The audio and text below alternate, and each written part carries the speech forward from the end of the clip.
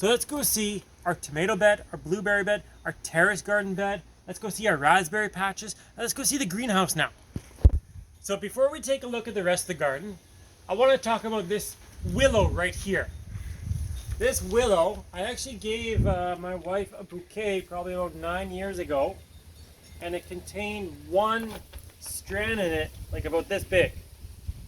And she put it in water, she left it there for a couple weeks, she forgot about it for a couple months, and it rooted.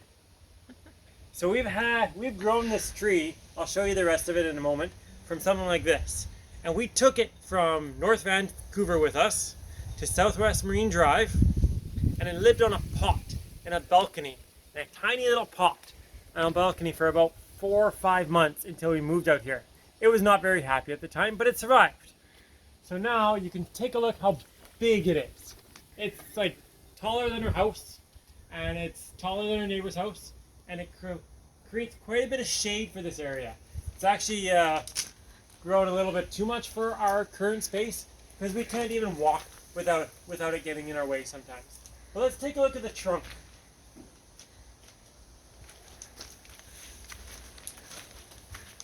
So this is the trunk of the willow.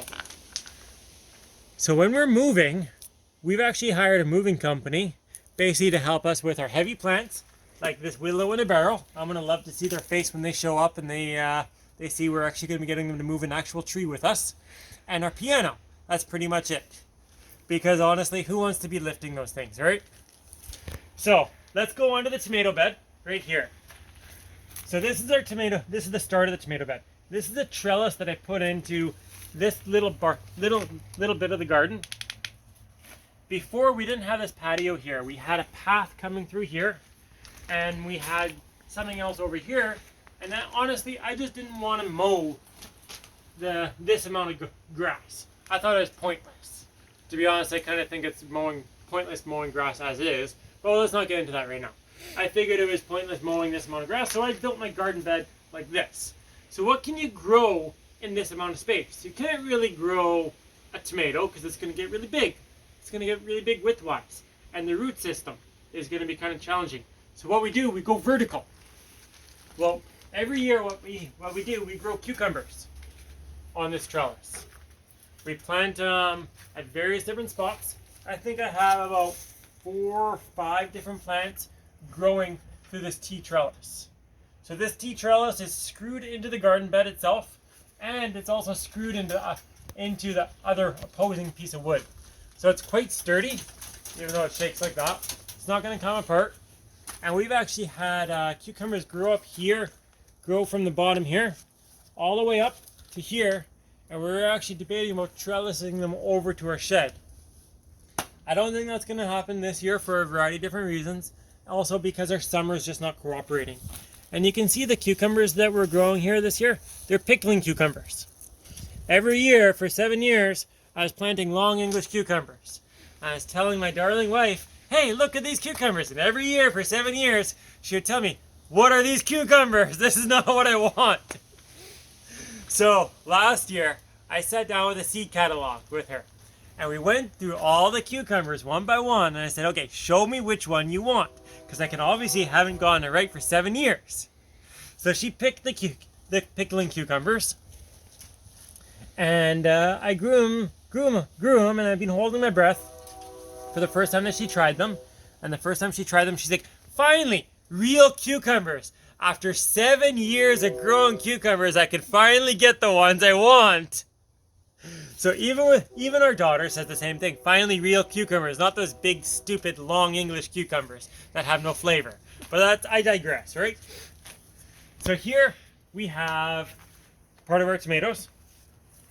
And you can see how I've shaped the garden bed before to maximize our space. As I said before, we used to have a path come through here. I didn't see the point of making a square garden bed and just wasting space. So I quite literally shaped it to our yard.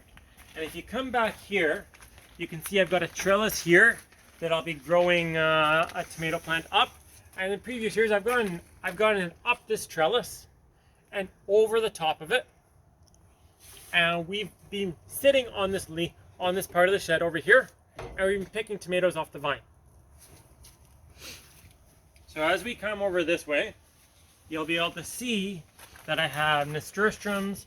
These are actually all volunteer nasturtiums again. And I've got yellow beans here. We'll do a companion planting video already. We'll do it later on, so I won't address that too much. And then you can see the whole garden bed right here is just enough room for us to walk through and kind of work. It's about 2-3 feet or so, plus or minus a bit. And the garden bed is a little crooked, but we won't get into that either. And then on this side over here, you can see we've got 8 different blueberries. 8 different blueberry plants, and they're about 5 different varieties. This one here, this low bush, it actually doesn't give us that many berries, and the ones it does, you can see they're really small like that. They're quite different than our high bush ones. They're quite different than the Duke and the blue crop ones that we have. You can see just look at the size difference on that. But they do taste different. This one here has a bit of a more intense flavor, and this one here almost, I would say, is watery compared to the low bush. But we don't get a lot of berries from that one. The reason I kind of keep it around is because of pollination. Blueberries do the best with different types of berries around them. Even if they are self-pollinating, if you have a pair of blueberries, if you have a different variety of blueberries with them, they will do better. But I will get into that into another video. So if we continue this way, you'll see I have another nasturtium over here. Another volunteer. More tomatoes. So I grow my tomatoes up these rebar posts. So I've already topped my tomatoes this year. By topping them, I went by and I ripped off all the flowers like that. Ripped off the suckers, and I ripped off the growth tips. That one's already grown in the meantime. The reason I've done it so early is so we can try to help our tomatoes ripen a little bit faster, and so the plants are not going to put in so much energy into creating new growth and new tomatoes. So we have another arbor right here. I've got a tomato growing up this side right here, and we had peas growing up this side earlier. This year we actually planted a shorter variety of peas. They didn't grow up as much as our typical alderman or telephone pole peas. This one only grew up about here. In previous years with our alderman and telephone pole peas, they've grown right up and kind of right over. And I've had our daughter sitting on my shoulders picking peas off the top of here. And you can see we haven't cleaned these up. We've been kind of busy. We're moving, so we're gonna kind of dig out all our plants. We're gonna clean up our garden all at once. So let's go check out the terrace part of the garden. Right here, we have a Polymer Apple. This type of apple tree is great for small spaces, and it's great for pots and patios. You can see how the apples are forming, one here, here, here, and we've got some more behind it. They're not going to be growing on branches like typically a typical apple tree would. They're going to be kind of swiveling around that tree like this. So we actually have always had an issue with nothing really growing in this spot. And when we picked up a couple of fruit trees a year or so ago, we figured why not just stick one in here, and we can let the weeds fight it out, as you can see below that too. As I said before, life got busy. It got away from us. We should have weeded them out, but it's gotten busy. So right here you can see our raspberry patch. Again, we haven't tied these. They're kind of growing kind of every which way. When we move, we will be taking some of the raspberry suckers with us, some of the new shoots with us, but the more mature canes, like the brown ones, they won't transplant. And they won't transplant, they won't come with us. We'll take out the new shoots. I'll show the new shoots to you after we're done the terrace part of the garden. Sorry, I can't help myself but snack at the same time. So here is Sorrel, or what they would call it, shavel in Russian. Here, it's actually, the plant, it kind of tastes lemony.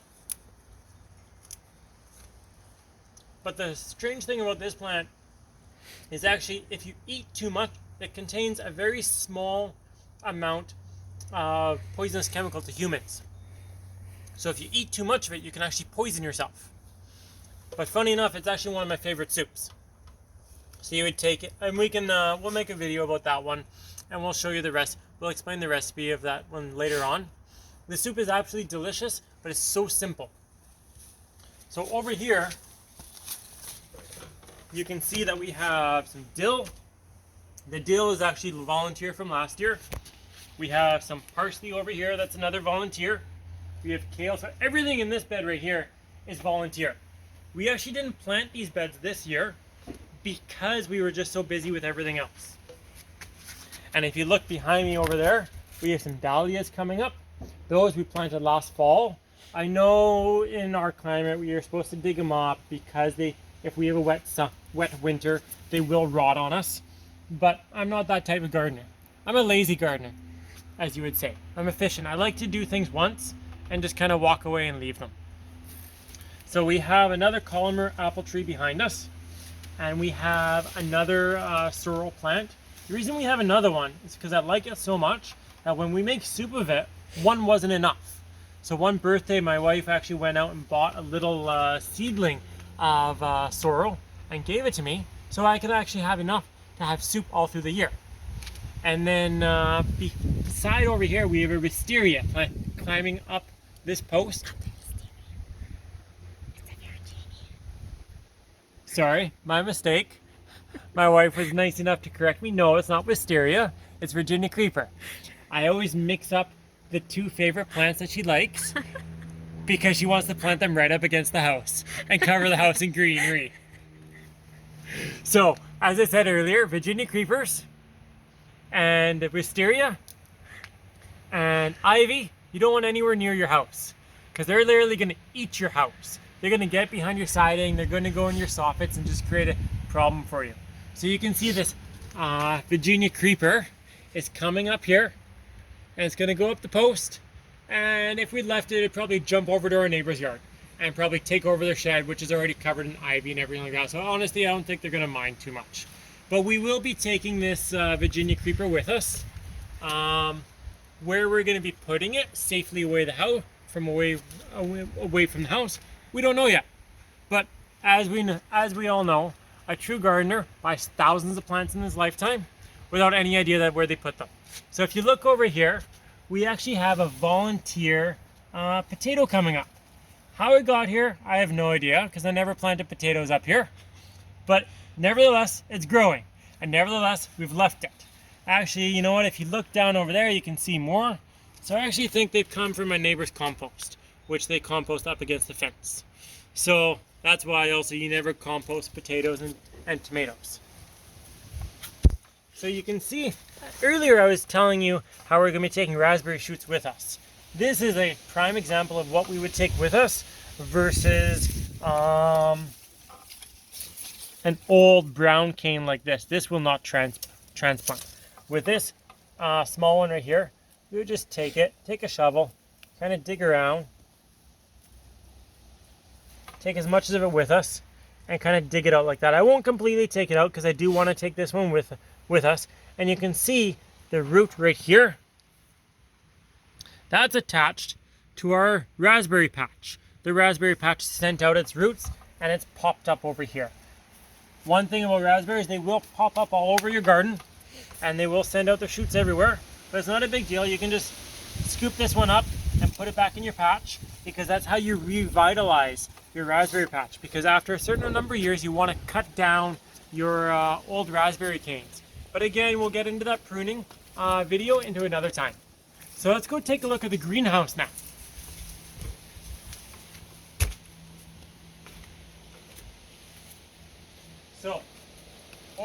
So before we go to the greenhouse, I want to show you, this is our daughter's playhouse with a slide attached to it.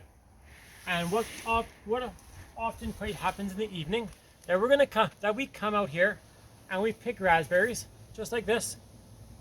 We have an evening snack while all three of us are sitting on top of the playhouse, kind of enjoying the nice breeze and everything like that. And this is actually the perfect height for her, because she can sit right here, kind of munch away, and just kind of have a good time. So now, let's go see the greenhouse. The greenhouse is over here.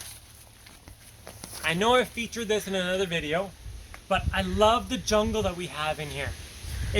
the smell of it and the feels of it and the textures of it is just so nice. So you can see it's quite jungly, and you can see kind of everything is kind of going everywhere right here. So it's not a huge greenhouse, but we've packed it full of pretty much everything. Melons, peppers, eggplant, ginger, sweet peppers, hot peppers, pretty much kind of all the heat lovers like that.